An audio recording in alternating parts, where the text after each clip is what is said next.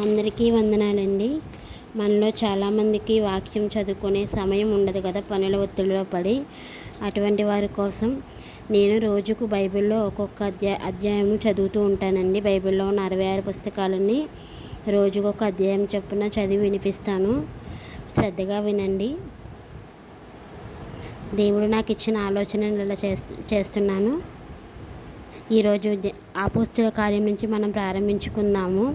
నూతన నిబంధనలో ఉన్న అపోస్తలుల కార్యంలోని మొదటి అధ్యాయాన్ని నేను చదువుతున్నాను. ఓ థెయోఫిలా, యేసు తాను ఏర్పరచుకున్న అపోస్తలులకు పరిశుద్ధాత్మ ద్వారా ఆజ్ఞాపించిన తరువాత ఆయన పరమునకు చేర్చుకొనబడిన దినం వరకు ఆయన చేయుటకును బోధించుటకును ఆరంభించిన వాటన్నిటి గూర్చి నా మొదటి గ్రంథమును రచించి తిని, ఆయన శ్రమపడిన తరువాత 40 దినముల వరకు వారికి అగుపడుచు దేవుని రాజ్యములను గూర్చి బోధించుచు అనేక ప్రయాణములను చూసి వారికి తన్ను తాను సజీవునిగా కనపరుచుకొనెను. ఆయన వారిని కలుసుకున్న ఇలాగూ ఆజ్ఞాపించెను: మీరు యెరూషలేము నుండి వెళ్ళక నా వలన వినిన తండ్రి యొక్క వాగ్దానముల కొరకు కనిపెట్టుడి. యోహాను నీళ్లతో బాప్తిజం ఇచ్చెను, కానీ కొద్ది దినములలోగా మీరు పరిశుద్ధాత్మలో బాప్తిజం పొందుదురనెను. కాబట్టి వారు కూడి వచ్చినప్పుడు, ప్రభువా, ఈ కాలమందు ఇశ్రాయేలునకు రాజ్యమును మరలా అనుగ్రహించదవా అని ఆయనను అడగగా, ఆయన కాలములను సమయములను తండ్రి తన స్వాధీనం అందించుకుని ఉన్నాడు, వాటిని తెలుసుకొనుట మీ పని కాదు. అయినను పరిశుద్ధాత్మ మీ మీదికి వచ్చినప్పుడు మీరు శక్తి నొందెదరు గనుక మీరు యెరూషలేములోను యూదయ సమరయ దేశములంతటను భూదిగంతముల వరకును నాకు సాక్షులై ఉందిరని వారితో చెప్పెను. ఈ మాటలు చెప్పి వారు చూచుచుండగా ఆయన ఆరోహణమయ్యెను. అప్పుడు వారి కన్నులకు కనబడకుండా ఒక మేఘము ఆయనను కొనిపోయెను. ఆయన వెళ్ళుచుండగా వారు ఆకాశం వైపు తేరి చూచుచుండిరి.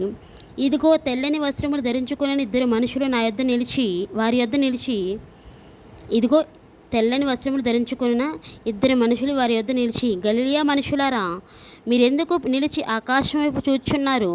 మీ యొద్ద నుండి పరలోకమునకు చేర్చుకొనబడిన యేసే ఏ రీతిగా పరలోకమునకు వెళ్ళుట మీరు చూచితిరో ఆ రీతిగానే ఆయన తిరిగి వచ్చునని వారితో చెప్పిరి.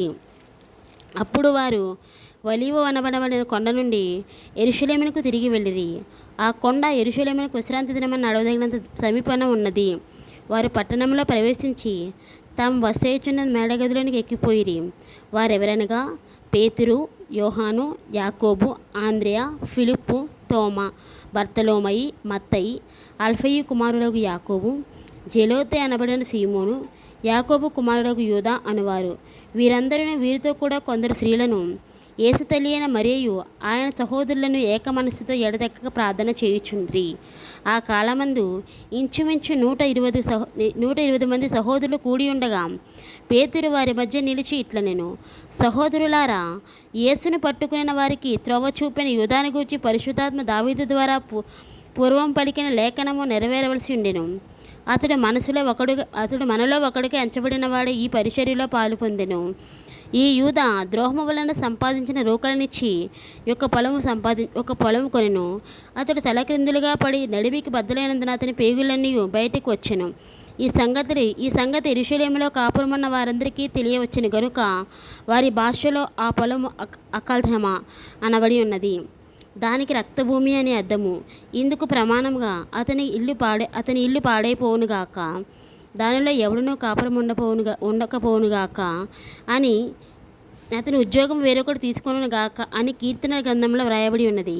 కాబట్టి యోహాను బాప్తిజం ఇచ్చినది మొదలుకొని ప్రభువైన యేసు మన యొద్ద నుండి పరమునకు చేర్చుకొనబడిన దినం వరకు, అనగా ఆయన మన మధ్య సంచరించుచున్న కాలమంతయు మనతో కలిసి ఉన్న వీరిలో ఒకడు, మనతో కూడా ఆయన పునరుద్ధానమును గురించి సాక్షి ఉండుట అవశ్యమని చెప్పెను. అప్పుడు వారు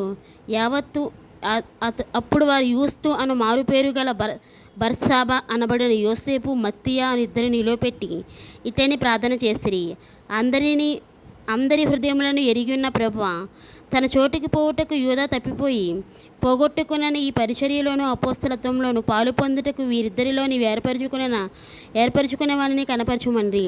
అంతటా వారు వీరిని గూర్చి చీట్లు వేయగా మత్తియా పేరిట చీటి వచ్చిన గనుక అతడు 11 మంది అపోస్తలులతో కూడా లెక్కింపబడెను. దేవుడు తన పరిశుద్ధ వాక్యం దీవించి ఆశీర్వదించును గాక. ఆమెన్. ఇదే విధంగా రోజుకొక అధ్యాయం మనం చదువుకుంటూ ఉన్నామండి. అందరికీ వందనములు. ప్రార్థన చేసుకుందాం. పరిశుద్ధుడైన యేసయ్య, సర్వాధికారమైన తండ్రి, నీ యొక్క వాక్యాన్ని ప్రభువా మేము ధ్యానం చేసుకోవడానికి మాకు ఇచ్చిన అవకాశాన్ని బట్టి నీకు వందనాలు.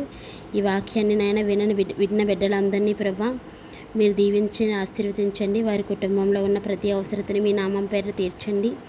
ఎల్లవేళలా నాయన నీ రాకడ సమయం కాబట్టి ప్రభా మా అందరికీ మారు మనసుని నాయన మాకు ఇచ్చిన మారు మనసుని కాపాడుకొని ప్రభా నాయన నీ రాకడలో ఎత్తబడగలిగే ధన్యత మాకు దయచేయండి.